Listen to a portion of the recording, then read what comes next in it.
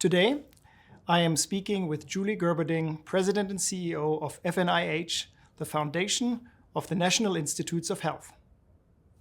Welcome, Julie. Thank you. Look forward to our conversation. It is a pleasure to have you here. This is the series called Bold Advances in Healthcare, and I couldn't think of a better example than FNIH to talk about these bold advances.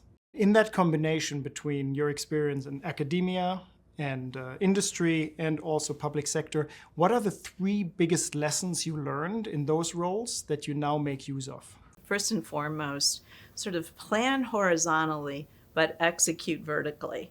I think my career is probably characterized by taking organizations that were operating in a very vertical sense and welding them together in a more horizontal sense so that you really leverage the alliance and the capabilities that a lot of diverse people bring to the table. And at the same time, executing vertically so that you know who's accountable and you have the right people trying to get the right job done right.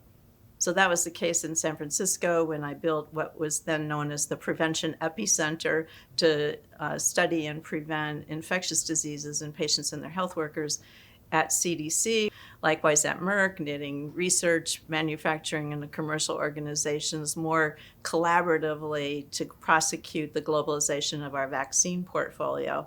And then finally at FNIH, again, just bringing these groups that usually operate very efficiently in their vertical sense, but can even be more creative, more innovative, and I think more powerful at finding new solutions when they collaborate together.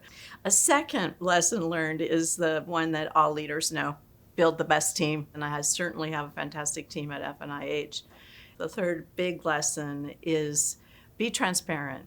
Try to reveal what you're thinking and go as fast as the organization can tolerate, and maybe a little bit faster, but make sure you're clear about where you're going and why.